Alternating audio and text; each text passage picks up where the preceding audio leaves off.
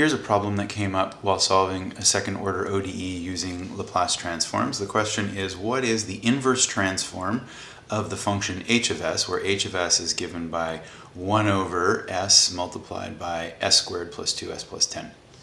So first step in solving this is to rewrite h of s as a sum of two fractions. So you can see here that we'll have one of the factors in the denominator is certainly s. And then, well, this might factor, so if it factored, we'd have three terms, but notice that b squared minus 4ac in this case is equal to 4 minus 40, which is minus 36. So that tells us that if we factored this, we would have complex roots. And since we aren't interested in dealing with complex roots, we want to write down a real solution.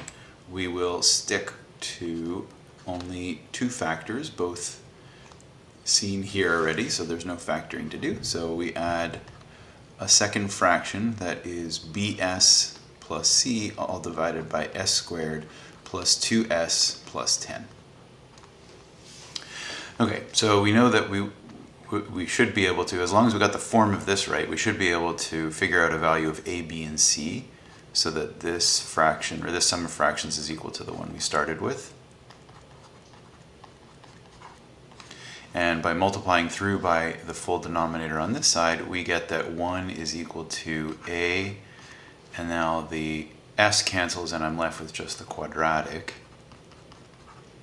on this term, and then on bs plus c, when we multiply through by the full denominator, the quadratic cancels and I'm left with just s. So we can group this, let's say the coefficients of s squared will be a and b from over here multiplied by s squared, and then the coefficients on the s term, well, there's only one, oh no, there's two, there it is, there's 2a plus c multiplying the s, and now the constant term, that I believe there's only one, yeah, 10a. So what we need to do now is match the coefficients. So you'll notice there's only a constant term on this side, so that means that a must be equal to 1/10, because this term here is the only one that is constant as a function of s. And then we also know that a plus b is equal to 0, and that 2a plus c is equal to 0 as well. So that means that b is equal to minus 1/10, and c is equal to minus 2a, which is minus 1/5. Okay, so that means that we can now rewrite h of s as 1/10 times 1/s plus, and I'm going to break the numerator up. I'm going to break it up into two fractions.